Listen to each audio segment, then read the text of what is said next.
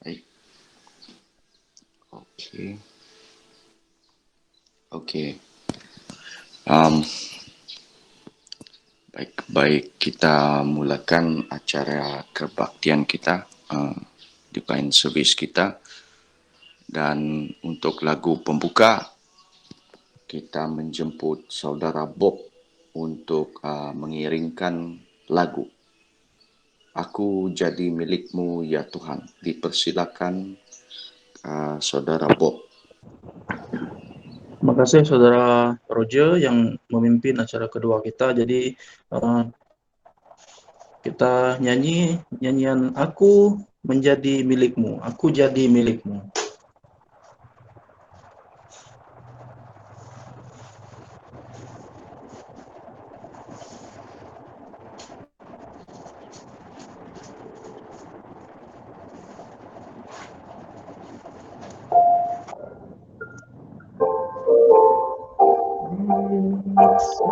Ya Tuhan, oh salah kasih-Mu, aku lebih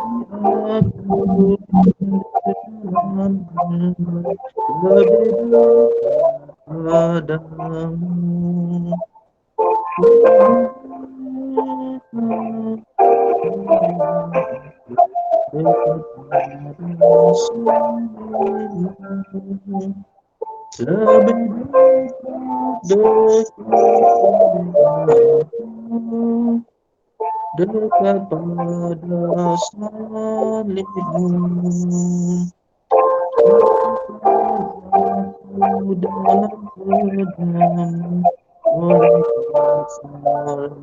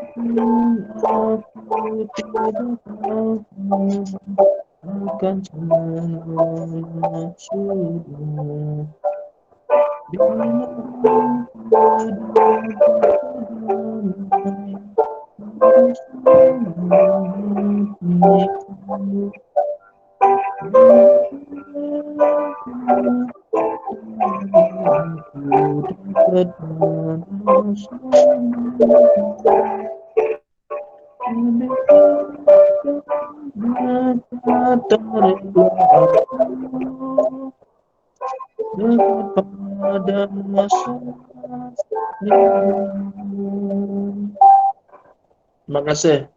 Itu saja.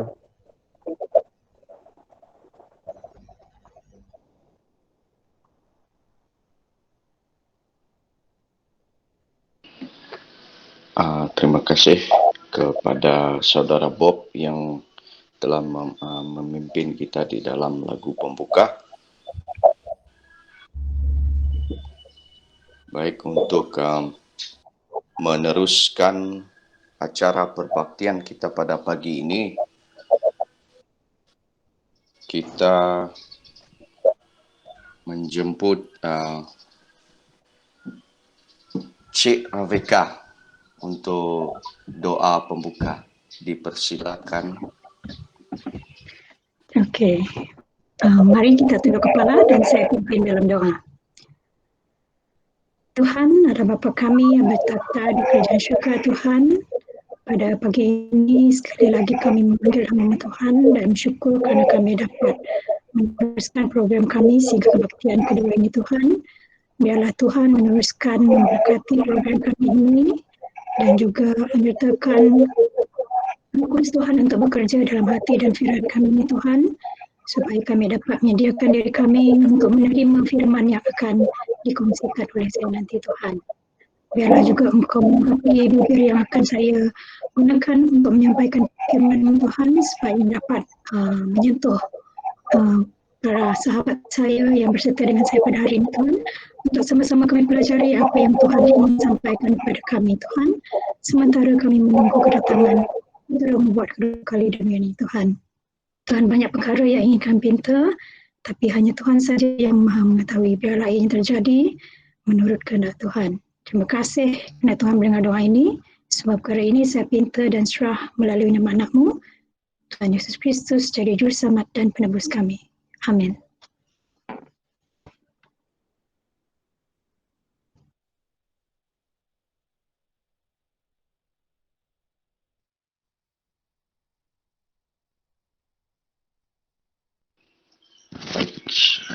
Seterusnya kita sekali lagi ingin menjemput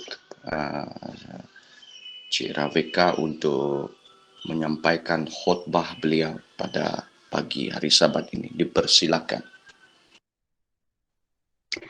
Okey, terima kasih pengurusi acara kita pada pagi ini. Selamat pagi dan selamat hari Sabat. Okey, saya akan sharekan saya punya slide dahulu.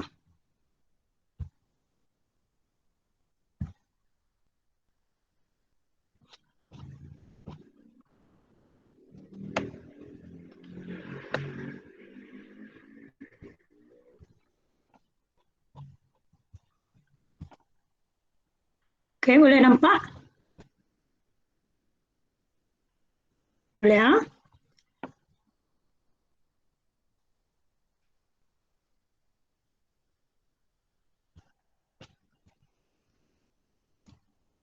Okey.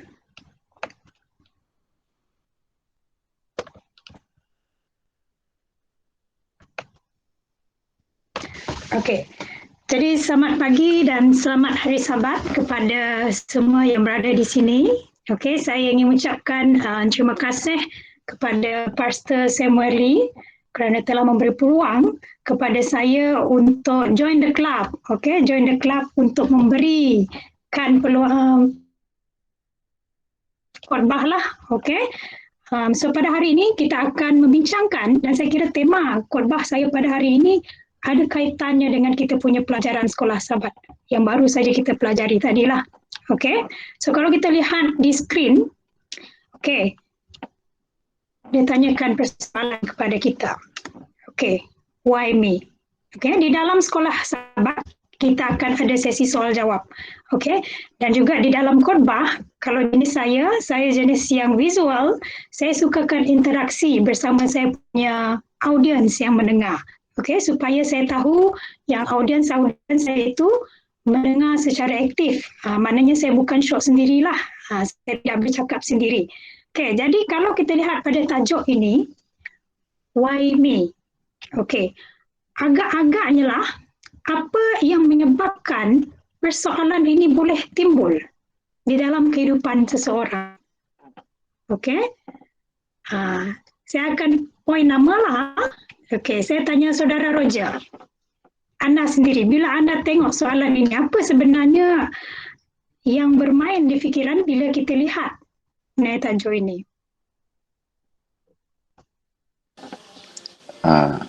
Perlu saya jawab ke? Ya, Saya perlu. jawab. Ya.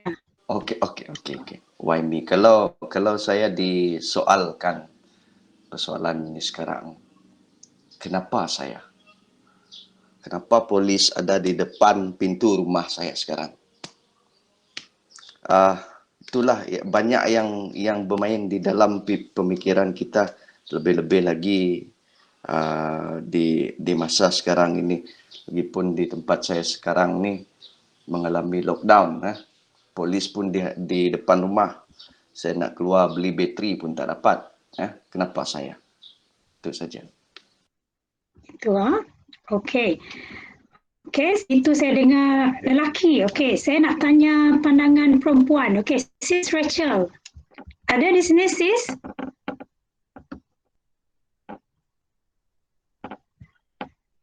Sis Rachel ada?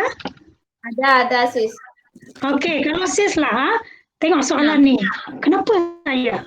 Okey, apa yang menyebabkan soalan ni boleh timbul dalam benak fikiran Sis? Bagi saya lah kalau sesuatu tu bagus, kita tak berfikir panjang. Tetapi kalau sesuatu tu yang tak baik kan, kenapa saya? Memang kita akan rasa tak adil lah, Tuhan ni tak adil semua kan apa. Jadi kita rasa kita tak ada Tuhan bersama dengan kita. Itulah dalam pemikiran saya macam ini. Okey, terima kasih untuk respon di bahagian lelaki dan juga wanita. Ya, persoalan-persoalan begini akan muncul di dalam kehidupan saya dan juga anda kerana keterbatasan sifat kita sebagai seorang manusia yang tidak sempurna, yang ada kekuatan, yang ada juga kelemahan kita. Sometimes kita boleh mengeluarkan soalan yang begini. Okey? Dan mungkin juga persoalan ini yang akan keluar dengan kita. Dia kata, sampai bila saya harus begini? Okey, sampai bila lah saya harus menghadap PKP ini?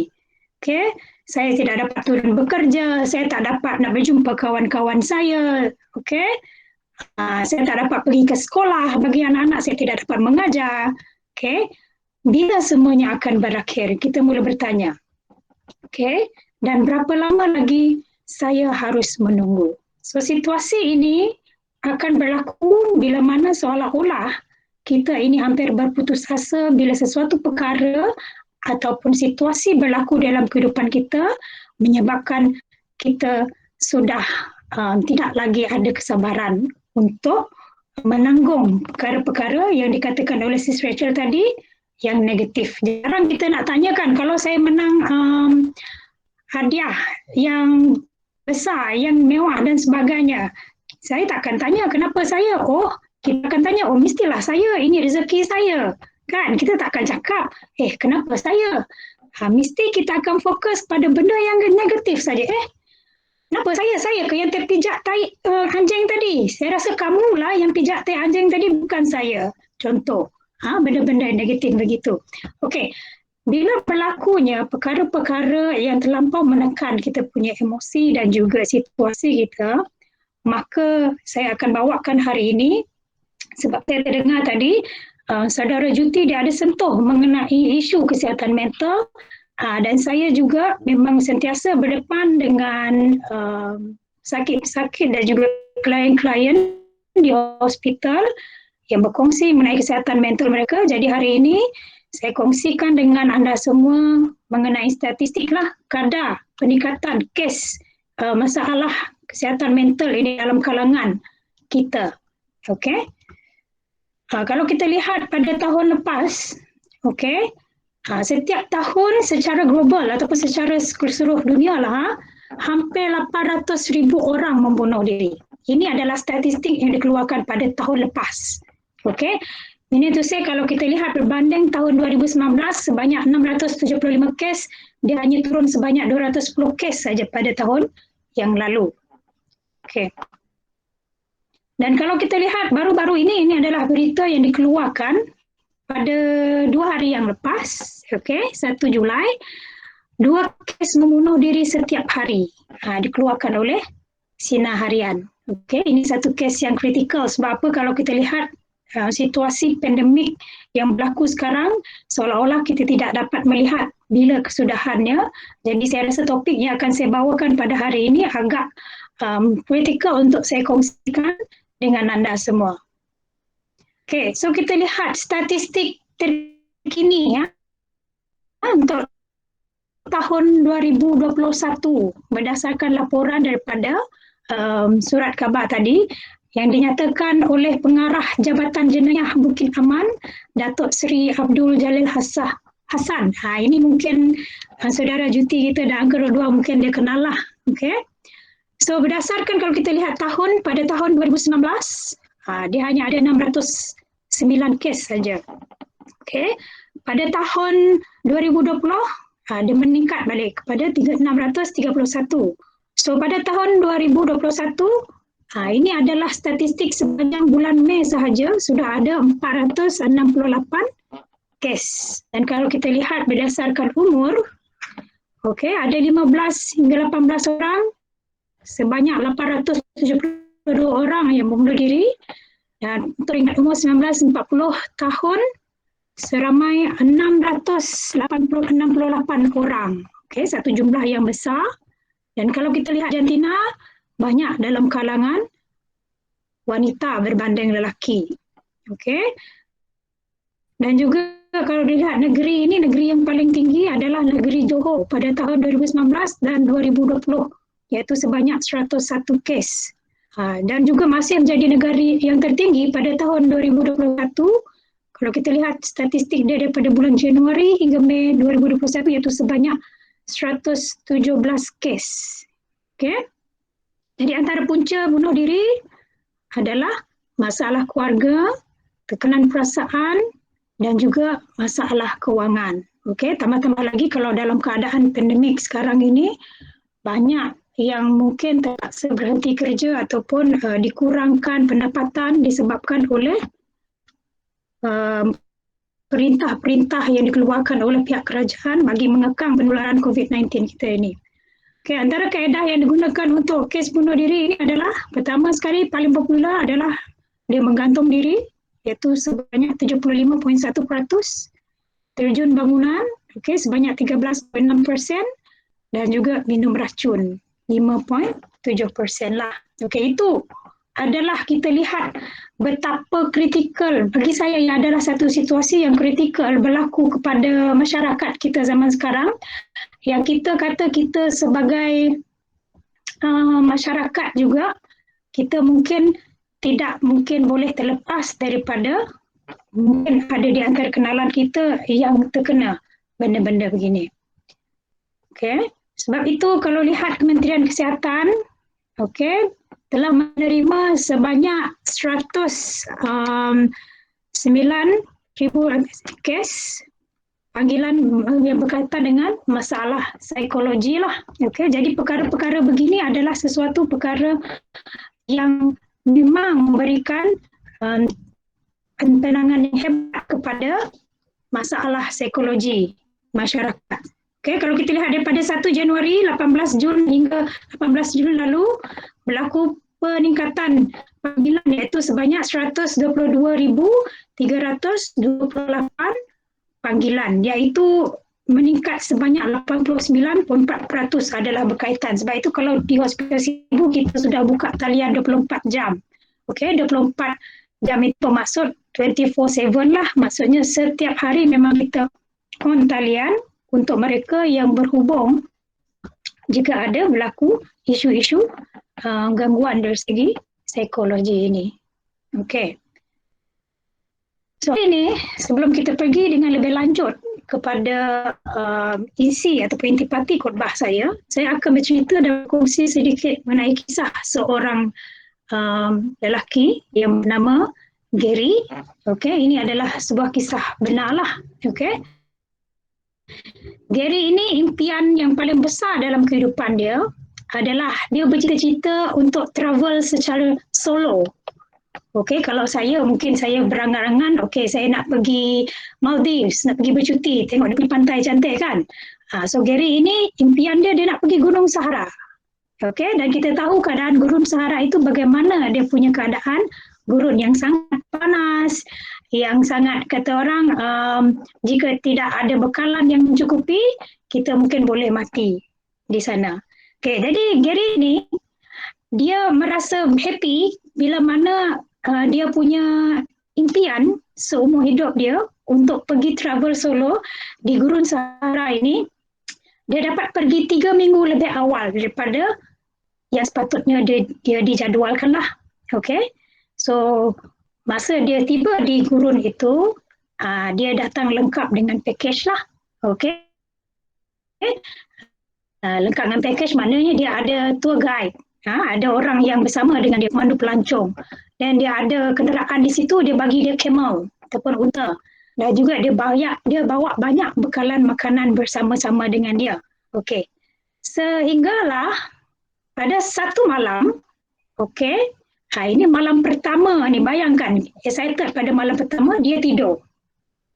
Dan pada waktu pagi itu, semasa dia bangun, apa yang berlaku kepada Gary adalah, okey, tour guide dia tadi itu menghilangkan diri dia bersama dengan unta tadi. Kemudian separuh daripada bekalan makanan yang Gary bawa tadi itu turut dikebas bersama dengan tour guide itu sekali. Jadi Gary ini dahlah dia orang asing datang ke Gurun Sahara. Dia tidak tahu peta yang macam mana untuk memimpin dia, untuk dia explore bahagian Gurun Sahara tersebut.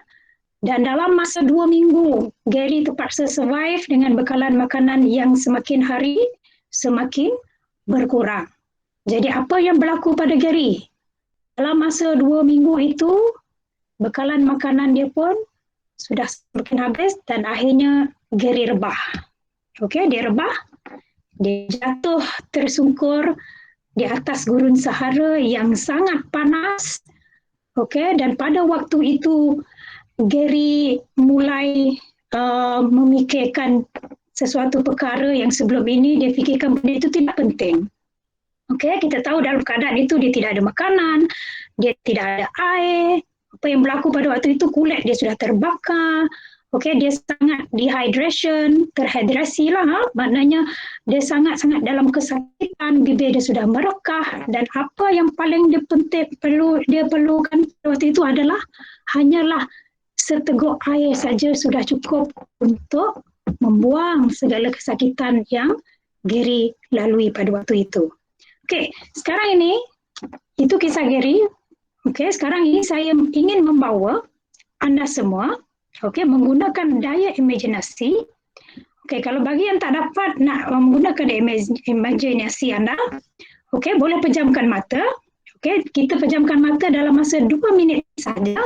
Okey, saya nak bawa anda semua untuk melihat ilustrasi ini. Okey, sila pejamkan mata anda. Okey, so bayangkan pada waktu itu anda melihat Gary di satu padang gurun Sahara ini tadi. Soalan saya, adakah anda merasa kehausan seperti mana Gary tadi? Ataupun anda rasa anda kelaparan bila melihat situasi Gary tadi, dan anda merasakan bahawa anda ini langsung tidak berdaya untuk tiada yang mendengar. Okey, bayangkan diri kita berada di tempat Gary ini. Okey, so boleh buka mata sekarang? Okey, jadi apa yang saya nak katakan melalui kisah Gary ini adalah dalam kehidupan kita kadang-kadang ada perkara yang kita rasa benda itu adalah tidak penting. Bagi contoh Gary ni tadi, dia bawa bekalan makanan yang banyak. Tapi bila mana dia ditimpa musibah, dia merasakan bahawa setitis air ataupun seteguk air itu adalah satu benda yang sangat-sangat penting untuk dia survive. So, bila mana kita mampu membayangkan diri kita berada seperti dalam situasi Gary ini tadi, so apa saja cabaran dan juga halangan yang mungkin dilalui oleh orang-orang yang kita kenal dalam kehidupan mereka, kita akan ada kemampuan untuk memahami dan lebih menerima situasi-situasi mereka. Sebab itu saya membawa anda untuk berimajinasi dan cuba meletakkan diri anda di dalam tapak kaki si Gary ini. Okey. Mari kita lihat dalam buku Mazmur 63 ayat 1 hingga 8 berkaitan dengan kisah Gary ini tadi ya. Yang ada Alkitab kita boleh buka dalam buku Mazmur 63 ayat 1 hingga 8. Okey, kita akan lihat apakah yang dikatakan di situ. Okey. Mazmur 63 ayat 1 mengatakan bahawa Mazmur Daud ketika ia ada di padang gurun Yehuda, Ya Allah, Engkaulah Allahku, aku mencari Engkau. Jiwaku haus kepadamu, tubuhku rindu kepadamu, seperti tanah yang kering dan tandus tiada berair. Demikianlah aku memandang kepadamu di tempat kudus, sambil melihat kekuatanmu dan kemuliaanmu. Sebab kasih setiamu lebih baik daripada hidup bibirku, akan memegahkan engkau. Demikianlah aku mau memuji engkau seumur hidupku dan menaikkan tanganku demi namamu. Seperti dengan lemak dan sumsum jiwaku dikenyangkan, dan dengan bibir yang bersorak-sorai mulutku memuji-muji. Apabila aku ingat kepadamu di tempat tidurku, merenungkan engkau sepanjang kawal malam. Sungguh engkau telah menjadi pertolonganku, dan dalam naungan sayapmu aku bersorak-sorai. Ayat 8, jiwaku melekat kepadamu, tangan kananmu menopang aku. Okey. Jadi dalam ayat ni, apa yang kita lihat, kita ini mungkin boleh jadi sama seperti Gary lah. Okey. Di dalam keseronokan kita, di dalam kesibukan kita, kadang-kadang dalam 7 hari, 6 hari kita bekerja, kadang-kadang mungkin prioriti kita mungkin terlupa untuk allocate satu masa khas untuk kita bersama dengan Tuhan. Sama juga macam Gary ini tadi, air itu adalah ibarat Tuhan yang datang membantu dia. Okey, yang sebenarnya yang kita perlu letakkan dalam kehidupan kita seharian, air itu sendiri yang boleh menghilangkan kehausan dari segi penat emosi dan juga penat dari segi spiritual kita lah. Okey. Jadi pada hari ini saya akan kongsi mengenai satu topik yang biasanya yang saya kongsikan dengan saya punya staff lah, especially golongan frontliner yang memang mereka ini berjuang habis-habisan juga untuk melawan dengan COVID-19 ini. Banyak sudah kita punya frontliner yang sudah hampir burn out. Okey, ini topik yang penting yang saya rasa mungkin saya kongsikan dengan anda. Okey, iaitu berkaitan dengan self-care ataupun penjagaan diri lah. Okey, self-care ini ataupun penjagaan diri ini seperti kata-kata di sini lah, taking care of myself doesn't mean me first. It mean me too. Maksudnya bila kita menjaga diri kita, tidak bermaksud saya nak dahulukan diri saya dulu daripada orang lain. Tidak. Maksudnya saya juga perlu. Okey. Definisi kesihatan yang diberikan oleh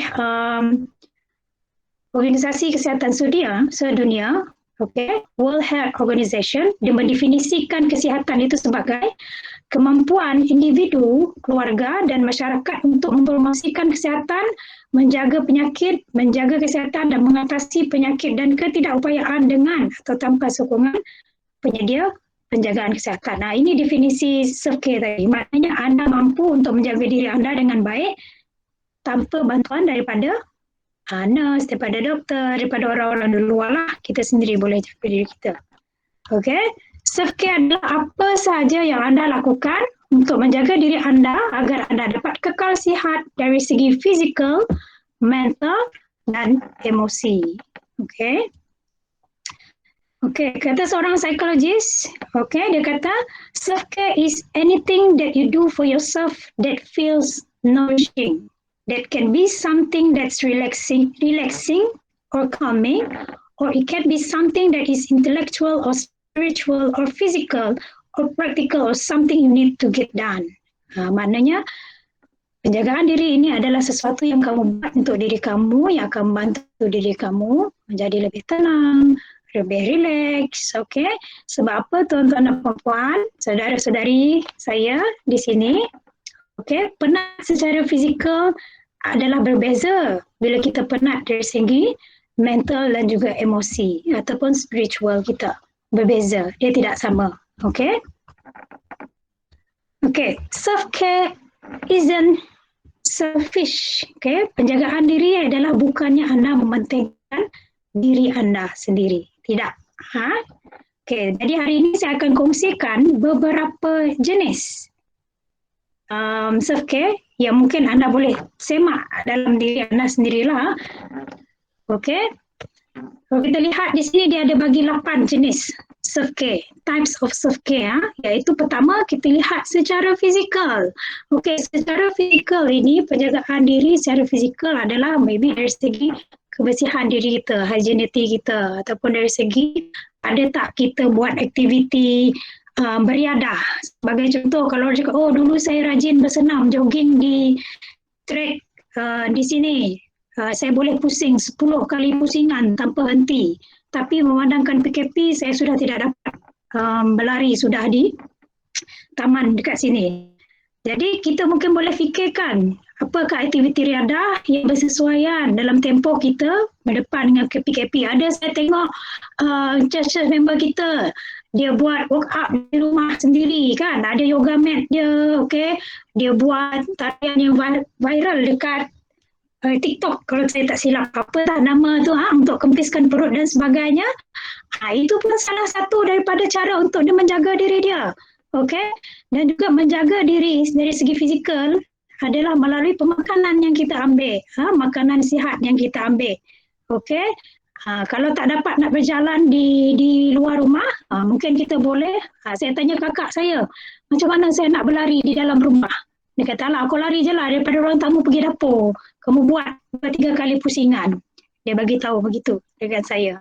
Ataupun kita buat skipping di depan rumah dan sebagainya. Itu adalah salah satu penjagaan diri dari segi fizikal. Okey, penjagaan diri dari segi emosi. Okey, emosi ini adalah macam mana kita manage kita punya tekanan. Macam mana kita cope dengan tekanan yang datang. Okey, coping skill kita, daya tindak kita. Daya tindak ni adalah cara kita merespon bila mana kita berdepan dengan tindakan, dengan tekanan. Sebagai contoh, ada orang bila dia stres, dia minum alkohol, ataupun ada stres, dia merokok. Okey, itu pun coping skill, tetapi coping skill dia lebih kepada arah yang negatif, yang kurang sihat. Okey, mungkin dari segi coping skill yang lebih menyihatkan adalah mungkin dia boleh membaca ataupun dia memasak, okey, untuk menjaga emosi dia, ataupun membaca bahan-bahan yang boleh membantu untuk merangsang melahirkan emosi yang lebih positif, okey. Ataupun kalau teknik yang saya biasa bagi dengan saya punya patient, saya akan minta mereka buat journal writing ataupun buat positif journal writing. Setiap hari buat satu perkara positif yang kamu sudah lalui pada setiap hari. Sebab sometimes bila emosi seseorang ini terganggu disebabkan oleh terlampau banyak tekanan.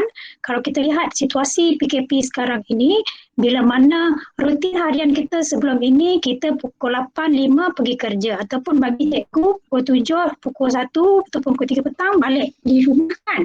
Tetapi sekarang ini bangun pagi, perkara pertama yang kena buat cek telefon, buka laptop, kena buat kelas PDPR. So rutin harian juga mungkin sudah berubah. Si ibu bapa sebelum ini rutin harian pada waktu pagi pergi hantar anak-anak ke sekolah. Cukup masa jemput. Tapi sekarang ini rutin ibu bapa pagi-pagi mungkin mengurus rumah, malam dah jadi cikgu pula. Dan mungkin ini salah satu tekanan yang boleh diberikan kepada kehidupan kita sekarang ini dengan situasi yang ada. Jadi adalah penting untuk kita pause. Okey, kalau kita tengok movie lah, pause ini mana kita tengok movie, okey. Kalau kita rasa kita nak berhenti sekejap, nak pergi tandas ataupun saya nak minum air, kita akan pause sekejap. Maknanya kita kena berhenti sekejap, ambil masa untuk kita bertenaga balik dalam apa yang kita lakukan. Okey, so dari segi emosi, bila kita dah penat dari segi emosi, ini yang akan menyebabkan trigger ataupun pencetus kepada masalah-masalah kesihatan mental yang lebih serius yang pada akhirnya boleh menjadi penyakit mental. Kesihatan mental dan penyakit mental adalah benda yang berbeza tapi ada berkaitan. Kesihatan mental ini adalah benda yang mungkin ramai orang mungkin boleh ada simptom-simptom kesihatan mental itu. Sebagai contoh, tak boleh tidur, okey, tiba-tiba selera makan pun ada yang makin bertambah, ada yang makin berkurang, ataupun ada yang tiap hari berkurung dalam bilik, rasa malas dan nak bercakap dengan orang. Sebelum ni ada hobi, tiba-tiba dah tak ada minat nak buat sesuatu benda itu. Kemudian kalau sebelum ini dia gemar untuk memasak, dia langsung tak masak. Sometimes kadang-kadang tak ingat dah makan ke belum hari itu. Okay? Dan mungkin benda-benda itu bila mana simptom-simptom ini dari segi aspek kesihatan mental kita, memang kita kena tengok balik macam mana penjagaan diri kita dari segi aspek emosi ni. Okay. Sosial. Okay. Penjagaan diri dari segi sosial pula adalah satu pepatah English yang saya ingat dikatakan no man is an island. Okay. Maksud dia adalah kita manusia ini adalah makhluk yang sosial. Okay, makhluk yang sosial maknanya kita perlukan interaksi dan juga komunikasi antara satu dengan lain untuk kita bertumbuh dan berkembang. Sometimes jika kamu berdepan dengan sesuatu konflik ataupun perkara-perkara yang besar di dalam kehidupan kamu, kamu rasa macam kamu tak dapat nak keluar, nak cari jalan penyelesaian. So pentingnya untuk orang-orang yang berada di sekeliling kamu untuk membantu, mungkin boleh memberikan pandangan dan pendapat mereka kerana kita ini manusia yang unik. Masing-masing kita ini ada kekuatan kita yang telah diberikan oleh Tuhan dan talenta itu yang mungkin boleh membantu untuk memberikan aura yang positif dalam kehidupan kita. Sebab itu di dalam tempoh yang begini, cara untuk menjaga diri anda dari segi sosial adalah berhubunglah dengan kawan-kawan anda. Kalau sebelum ini mungkin kita sentiasa lepak kedai mamak ke kan. Sebelum ni pastor selalu lepak kedai Roger kan. Pergi minum situ air teh dia ke teh apa? Teh air mata kucing ke. Okey, tapi disebabkan oleh PKP, aktiviti itu dah tak dapat nak dilakukan. Jadi apa yang dia buat? Bro Roger buatlah di rumah, VC, video call dengan pastor. Gang, okay, jom saya belanja kamu minum. Tengok saya minum air sedap. Terliuh kawan dekat skrin telefon. Contoh saja. Jadi bila ada connection yang begitu, dia akan membantu dari segi kesihatan sosial kamu. Okay, penjagaan diri. Okay, mungkin ada cakap susah nak berhubung sekarang. Ya, memang berhubung secara maya dan juga secara depan ini berbeza. Tetapi perkara-perkara itu yang perlu kita sesuaikan dalam situasi pandemik sekarang ini. Kalau kita tengok kawan kita ni lama senyap, why not kita ring dia, call dia, tanya khabar dia dan sebagainya. Kerana apa? Support sistem yang baik, sokongan sistem yang baik, sokongan sosial yang baik dapat membantu dari segi penjagaan dirilah. Okay. Okay, spiritual. Ini spiritual yang ada kita sentuh tadi daripada sekolah sahabat kita, iaitu ambil masa untuk bersendirian. Okay. Sebab bila mana kita terlalu sibuk dan leka dengan aktiviti-aktiviti keduniawaan kita ini, maknanya kita terlupa kewujudan kita di dunia ini, kehadiran kita di dunia ini sebenarnya ada tujuan. Okay. Benda-benda yang kita lakukan di dunia ini adalah untuk sementara kita menunggu kedatangan Yesus untuk kedua kali dalam kehidupan kita. Okay. Jadi make sure dalam satu hari kita boleh allocate satu masa, okay, untuk kita bercakap dan juga bersendirian, okay, untuk berdoa dan juga membaca firman Tuhan, okay, untuk menguatkan kekuatan dari segi spiritual kita lah. Okay. So dari segi personal pula, dari segi personal ni pun saya suka juga. Okay, dari segi personal ini adalah bercakap tentang hobi. Sebab ni kadang-kadang bila saya buka media sosial, saya tengok ada orang dia main gitar, dia reka banyak jenis lagu. Lagu tentang PKP, lagu tentang vaksin lah. Okay, lagu tentang macam-macam lagi. Okay, kalau hobi, kalau saya tengok lagi sekarang ini yang dah menjadi trend, kalau tahun lepas trend dia dekat media sosial, golongan mak-mak ni biasanya dia buat ni kuih penyaram kan, dia post-post kuih penyaram yang tak jadi dan sebagainya. Kalau Perdana Menteri dia cakap masa apa tak jadi hari ni, itu antara hobi-hobi yang mungkin boleh memberi benda yang baru pada mereka. Begitu juga kalau saya tengok macam sekarang, trend sekarang ini termasuk kakak saya sendiri, okay, diorang banyak tanam pokok-pokok pula. Tanam pokok bunga, tanam sayur, Tiap-tiap hari mesti kalau saya call mereka, dia dan anak-anak dia akan update. Oh, sekarang hari ini 5 tunas bunga matahari saya sudah tumbuh, dia kata, di kampung. Okay. Hari ini saya baru saja tuai saya punya tanaman sawi di depan rumah. Saya masak sayur fresh. Okay. So itu antara benda-benda yang dilakukan. Ada orang dia berkebun, okay, berkebun depan rumah. Ada orang juga dia pelihara cactus. So dari segi personal apa yang kamu lakukan yang boleh menggembirakan kamu, ataupun kamu suka membaca ataupun melihat cerita yang mungkin boleh membuat pikiran kamu berehat seketika daripada perkara-perkara yang mungkin memberi tekanan di dalam kehidupan kamu. Okay. Okay, yang kelima iaitu space atau ruang lah. Okay, make sure ruang kamu, tempat kamu untuk berehat itu adalah ruang yang bersih. Okay, suasana yang dari segi kalau ada bunyi bisingnya dan sebagainya mungkin boleh disertakan dengan muzik-muzik yang boleh memberikan kelegaan dan ketenangan. Okay, ada orang space ini dia pasang aromaterapi supaya boleh membantu dari segi menghasilkan suasana yang menenangkan, dan minyak aroma ini mungkin boleh stimulate dia punya pernafasan yang lebih baik lah. Okay, begitu juga dari segi kewangan, financial dia kata. Dalam tempoh pandemik inilah juga kita kena berbelanja secara berhemah lah. Okay, kena ada simpanan untuk masa-masa emergency sebab kita tidak tahu dalam situasi sekarang ini sampai bila. So make sure kita berbelanja dan juga spend ikut apa yang kita perlu. Dan juga bekerja, okay.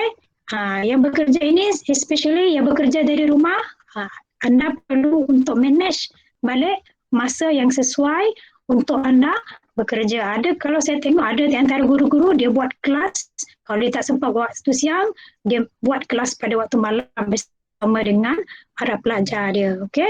So ambil masa untuk berehat juga. Okay, itu adalah antara beberapa jenis self-care. Sebenarnya banyak jenis self-care.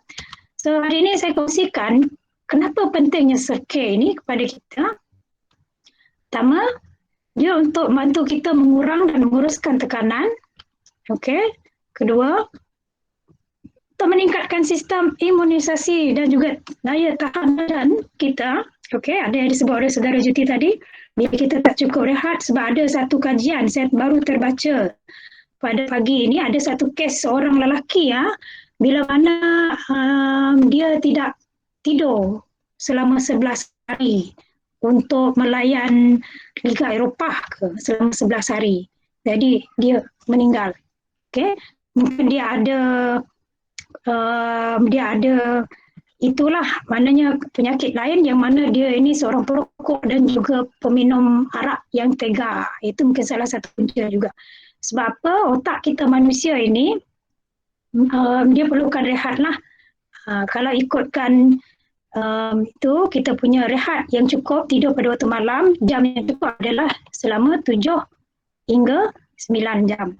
Okay, itu adalah tidur yang normal. Tetapi kalau kita tak dapat rehat yang normal, tidak dapat tidur yang normal, okay, so itu yang akan mengganggu daripada segi tahap kesihatan kita yang akan mempengaruhi kita punya fisiologi. Fisiologi ni adalah ni, benda sistem dalam badan kita ini. Sebab itu kalau kita ada rasa kita banyak berfikir perkara yang negatif, kita terlalu risau, saya risau nak pergi itu dan sebagainya.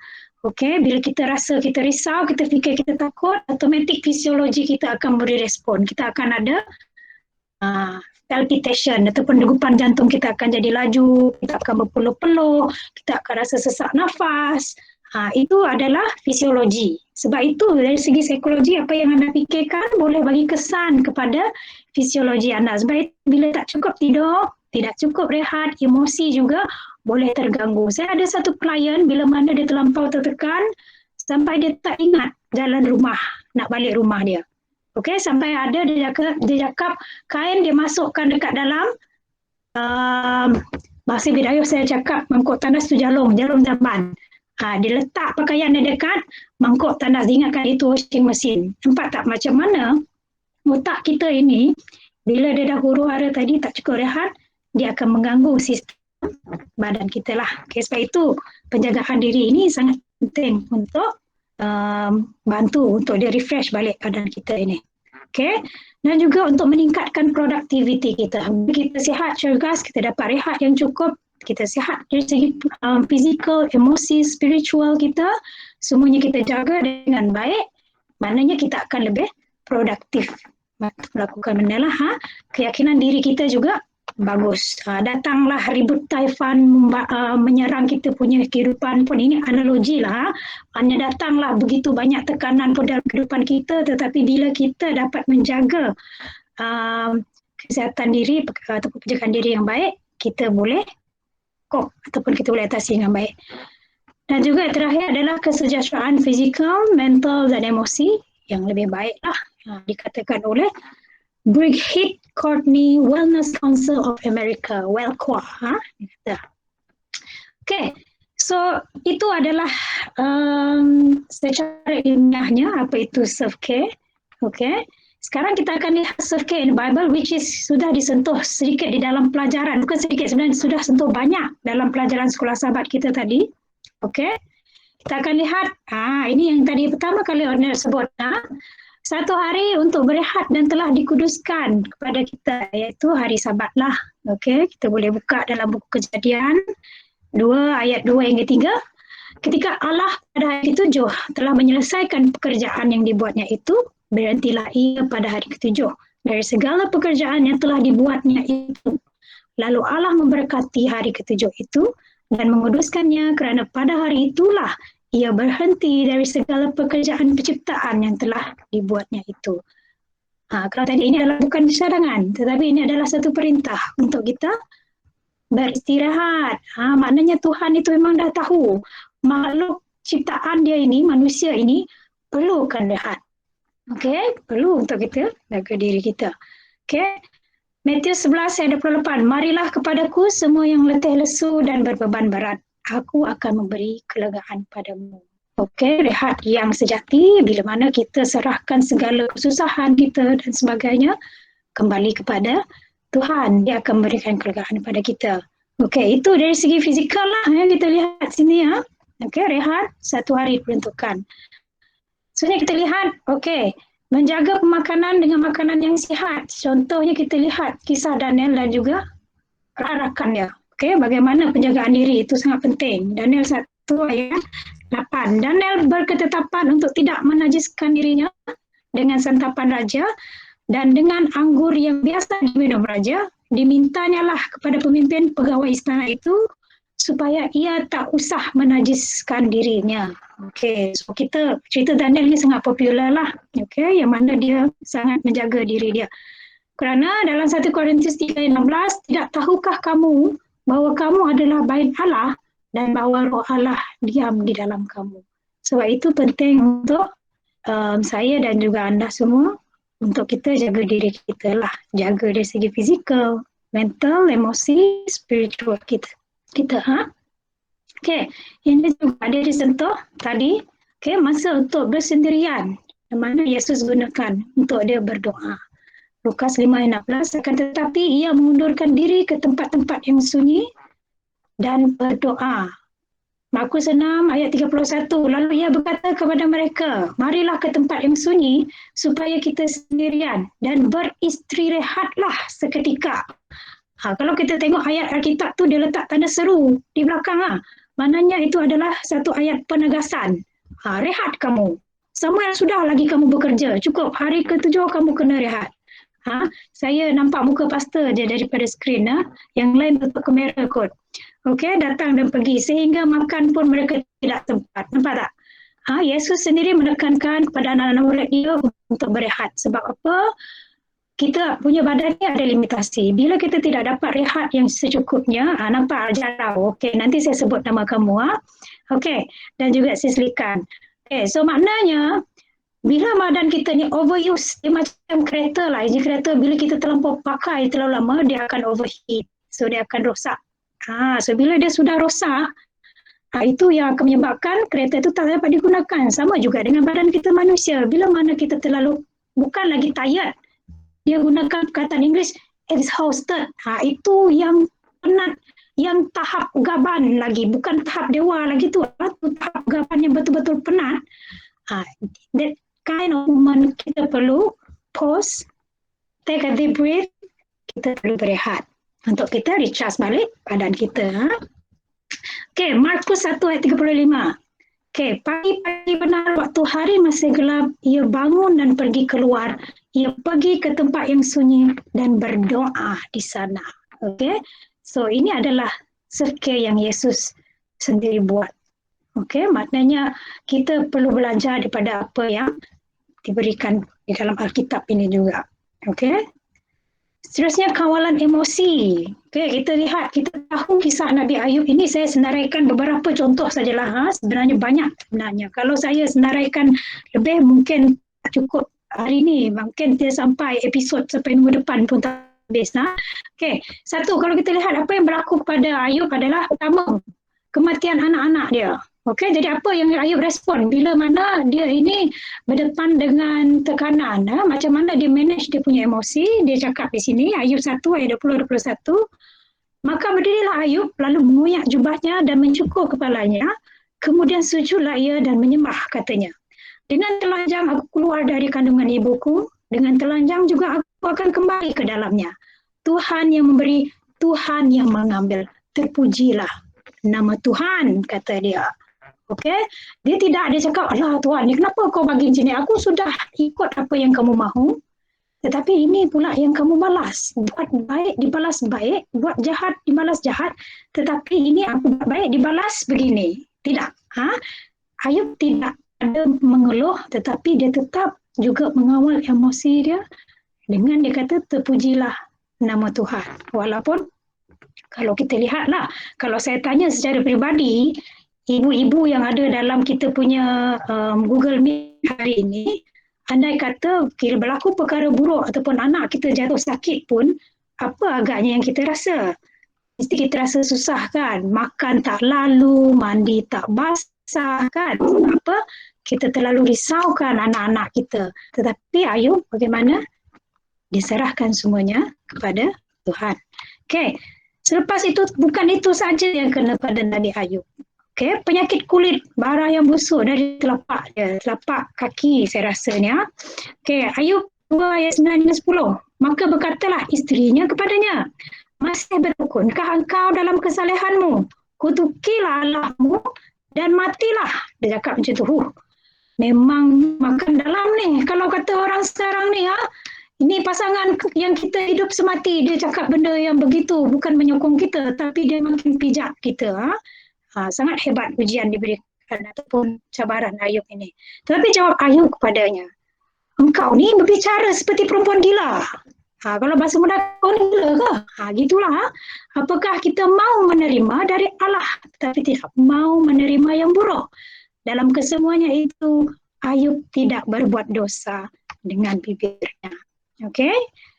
Maknanya Ayub ini dia ada kawalan emosi yang sangat cantik, yang sangat baik, yang mana dia meletakkan kepercayaan dan iman dia yang penuh dengan bantuan Tuhan. Saudara-saudari sekalian, di dalam kehidupan kita mungkin akan berlaku perkara yang akan memberikan kita tekanan, yang mana kita akan mula bertanya pada diri kita, kenapa saya perlu melalui perkara ini? Kenapa bukan orang lain yang melalui perkara ini? Kenapa saya nampak happy go lucky je setiap hari saya tengok dia post dekat Facebook, dekat Instagram, dia makan makanan sedap, dia pergi berjalan dengan keluarga dia, tiap hari beli pakaian yang baru dan sebagainya. Contohlah pemikiran manusia. Okey. So perkara-perkara itu mungkin menyebabkan kita berputus asa.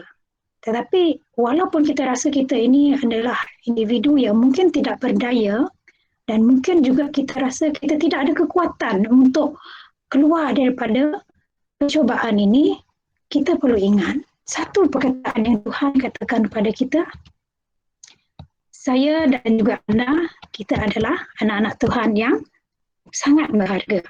Okey? Yesaya 43 ayat 4, oleh kerana engkau berharga di mataku dan mulia, dan aku ini mengasihi engkau, maka aku memberikan manusia sebagai gantimu dan bangsa-bangsa sebagai ganti. Betapa Tuhan yang menyayangi kita. So instead of saying why me, okay, start from today, ask yourself, why not me? Okay, kenapa tidak saya? Okay, sebab apa? Bila kita mula bertanya, sebab itu pemikiran manusia ini, saya ingat lagi topik yang pernah dikongsi oleh saudara Jyoti mengenai pemikiran. Okay, memang pemikiran kita ini boleh memanipulasi kita.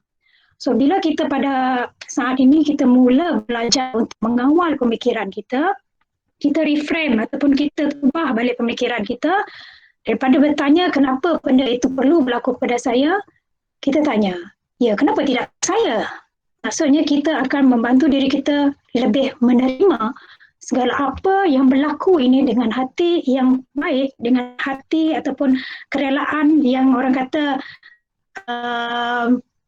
betul-betul boleh menerimanya seadanya lah. Bila mana kita dapat jaga diri kita dengan baik melalui tadi ya. Okay. Sebab apa? Kita tidak tahu rencana yang Tuhan berikan dalam kehidupan kita ini, dia pasti ada hikmah dia. Okay. Yesaya 41 ayat 10, dia kata, Tuhan kata, janganlah takut sebab aku menyertai engkau. Janganlah bimbang sebab aku ini Allahmu. Aku akan meneguhkan, bahkan akan menolong engkau.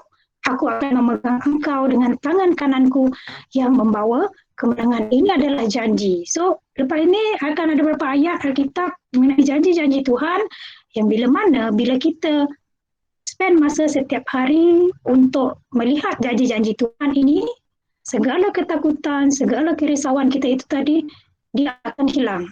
Bukan hilang 100% lah. Dia mungkin akan berkurangan. Okay, berkurangan because ini adalah kata-kata Tuhan yang very comfort lah, yang comforting kita.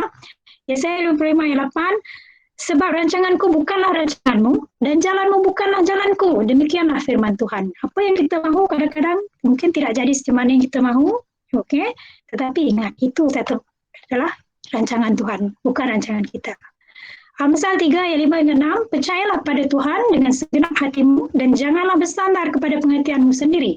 Akuilah dia dalam segala lakumu, maka ia akan meluruskan jalanmu.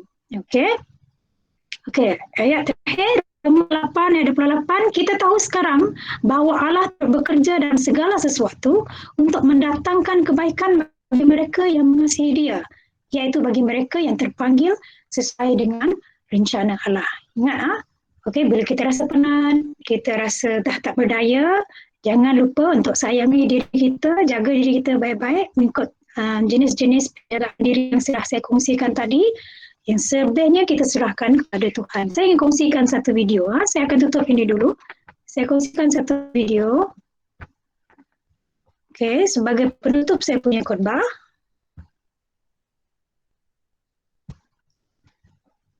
Okey.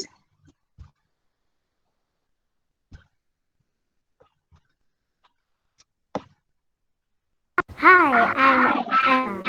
I am Kayla. And we have some questions for you today. Are you feeling lonely? Are you feeling sad? Are you feeling unloved? Are you feeling depressed? Well, I want to tell you something. You don't have to feel that way anymore. The Bible says that God is love. 1 John 4:8. He loves you. He loves you. And He loves you and me. And you don't have to feel sad anymore. You don't have to feel lonely. Because we're so precious to Jesus. He wants you in heaven with Him. That's what John 14 says. You're so precious to Him that if you were the only one on earth and you did something wrong, He would still come and save you. You are precious. Isaiah 43 verse 4. You are one of the kind. Psalms 29:14. Even your hairs have been numbered.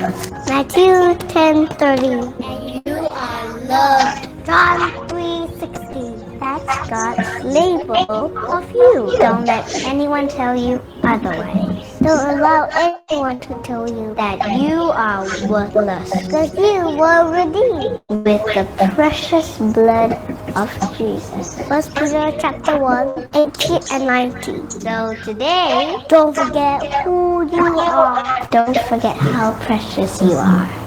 Don't forget Jesus loves you and He's coming soon to take you home. And we hope you will be there.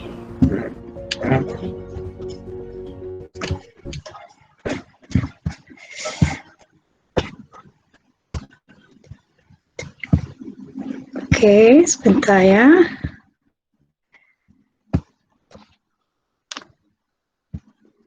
Okey. Jadi video itu adalah penutup untuk khotbah saya. Kalau kita lihat di dalam gambar ini, okey, dalam gambar ini kita lihat ada sekuntum bunga yang cantik tumbuh di atas tanah yang merekah. Okey. Diharapkan bila kita meletakkan Tuhan di dalam kehidupan kita dan percaya segala apa yang berlaku dalam kehidupan kita ini adalah semuanya adalah berlandaskan apa yang Tuhan mahu dalam kehidupan kita, kita akan menjadi lebih kuat ataupun kita akan memiliki satu yang dipanggil sebagai resilient. Okay? Resilient ini adalah maknanya kamu mampu tetap berada dalam satu keadaan yang baik walaupun berlaku banyak perkara ataupun cubaan serta rintangan yang berlaku di dalam kehidupan kamu. Jadi seperti mana bunga itu berkembang cantik walaupun keadaan kiri kanan dia tidak baik, saya harap juga saudara-saudari yang hadir pada hari ini dapat bertumbuh dan bersinar di dalam Tuhan sama seperti mana yang dia mahukan pada diri kita, dan jangan lupa untuk sayang diri kita, hargai diri kita dan juga beri yang terbaik yang anda mampu dalam kehidupan. Jangan terlalu memaksa diri anda. Jika ada apa-apa perkara yang anda rasa anda perlu kongsikan, okey, boleh kongsikan dengan rakan-rakan ataupun church member yang anda rasa anda boleh percayalah. Okey, saya ingin minta maaf kalau ada contoh-contoh dan juga apa yang saya katakan boleh melukakan hati audiens saya yang mendengar. Terima kasih untuk masa anda semua. Semoga Tuhan memberkati kita semua sepanjang minggu yang akan datang. Terima kasih.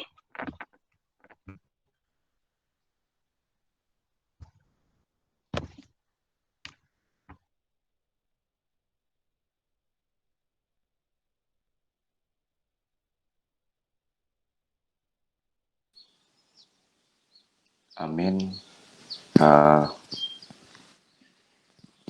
Terima kasih kepada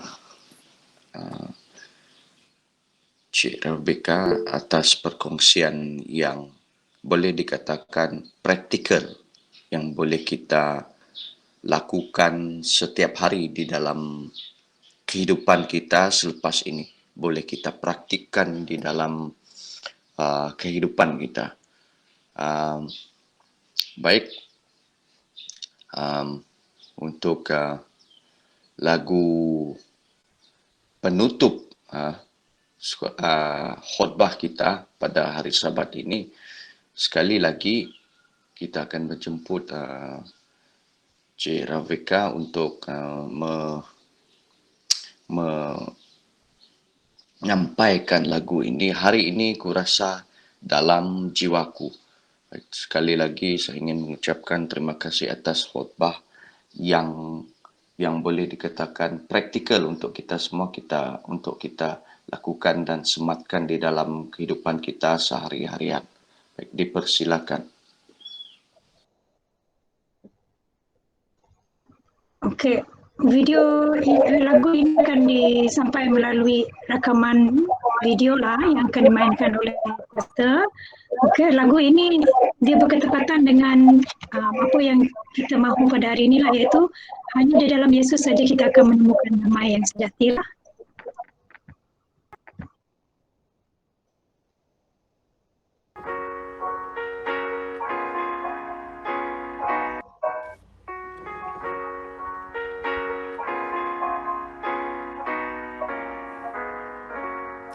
Hari ini ku rasa dalam jiwaku lagu yang sungguh sangat merdu.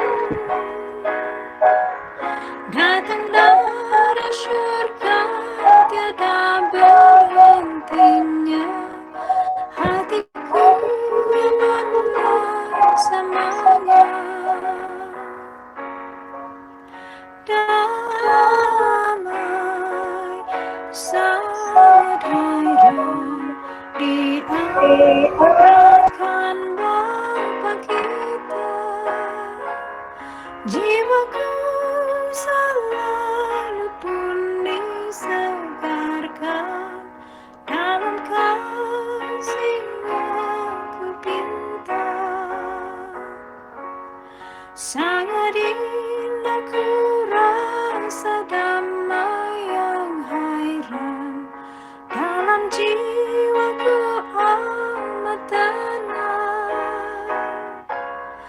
Sukacitaku tinggal tetap padaku walau gelap gulita kelilingku.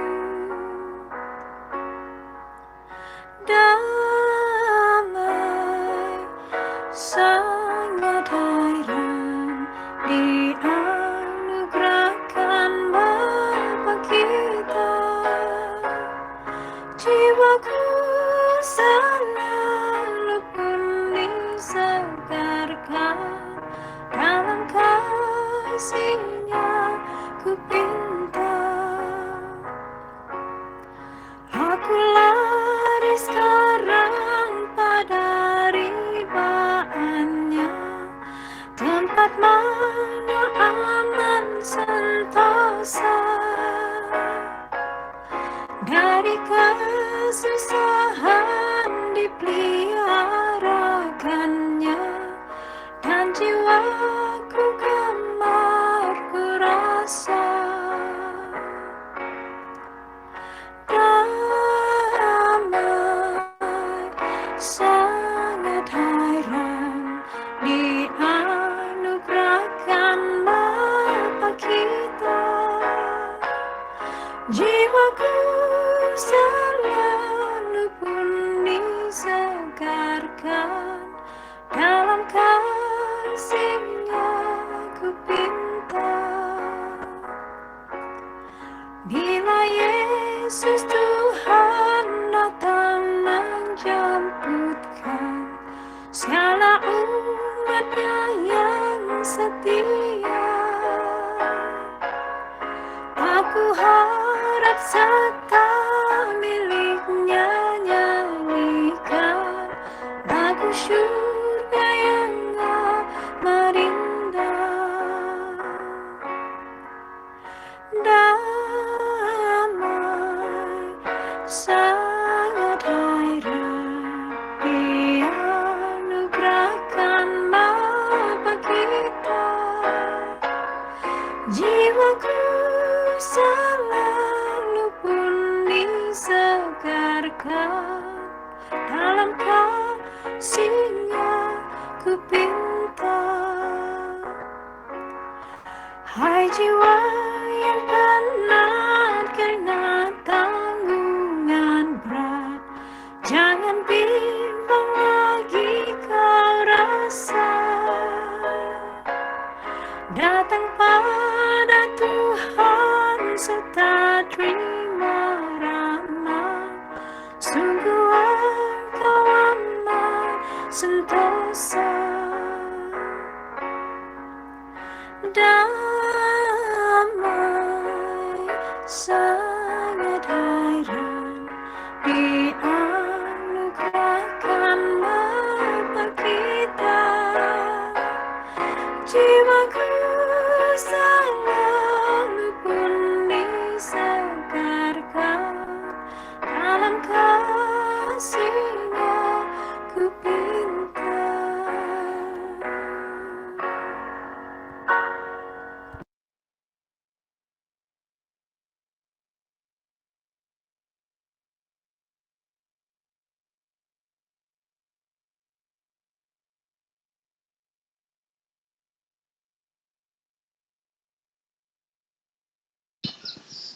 Baik, kita menjemput sekali lagi saudari Cik Rebecca kita untuk melayangkan doa penutup. Dipersilakan. Okay, terima kasih Saudara Roger. Mari saya pimpin kita tunduk dalam doa. Tuhan adalah Bapa kami yang bertakhta di kerajaan syurga. Tuhan, syukur terima kasih kami ucapkan kepadamu Tuhan kerana telah berserta dengan kami sepanjang pagi tadi, program kebaktian pertama sehinggalah kebaktian kedua ini Tuhan. Dan terima kasih kerana Tuhan berserta dengan kami.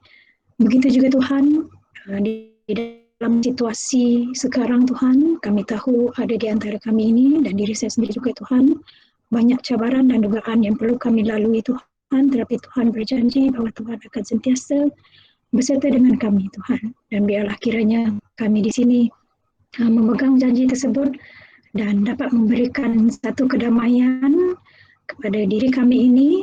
Walau apapun yang berlaku dalam kehidupan kami ini, kami ada kepercayaan yang tinggi dan iman terhadap Tuhan, bahawa Tuhan akan membantu kami untuk lebih tenang melalui segala cabaran yang mungkin di luar daripada kemampuan diri kami sendiri untuk menanggungnya Tuhan.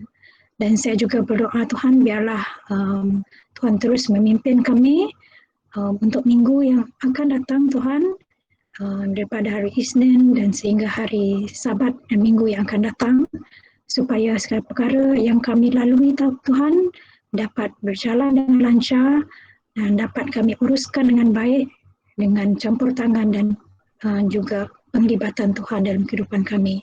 Kami tahu Tuhan, kami ini manusia yang ada keterbatasan Tuhan, dan ada perkara yang kami tidak mampu lakukannya sendiri. Tapi kami tahu bahawa Tuhan memang sentiasa memerhatikan kami dan menolong kami walaupun ada masanya Tuhan kami beranggapan bahawa perkara itu adalah bukan seperti mana yang kami mahu Tuhan, tapi biarlah ianya turut terjadi menurut apa yang Tuhan mahukan dalam kehidupan kami. Begitu juga saya berdoa, biarlah Engkau terus memberkati anggota gereja di 3 buah gereja ini Tuhan, iaitu Gereja Sibu, Sarike, Sungai Pidi dan juga Pintamu ini Tuhan. Dan begitu juga mungkin ada anggota kami ini yang di luar daripada 3 gereja ini, biar Tuhan terus memimpin mereka daripada pekerjaan yang mereka lakukan Tuhan. Jagalah kesihatan mereka juga, dan juga apa yang mereka lakukan biarnya dapat memuliakan nama Tuhan. Banyak lagi perkara yang ingin kami pinta Tuhan, tapi hanya Tuhan saja yang tahu apa yang terbaik untuk kami manusia ini Tuhan sebelum kami memintanya Tuhan. Terima kasih kerana Tuhan mendengar doa kami ini. Ampunilah segala salah dosa yang telah kami lakukan Tuhan, seperti mana Tuhan mengajarkan kami untuk memaafkan orang yang telah melakukan kesalahan terhadap kami. Terima kasih sekali lagi Tuhan. Semua perkara ini saya pinta dan serah melalui nama anak-Mu, Tuhan Yesus Kristus, Juru Selamat dan Penebus kami. Amin.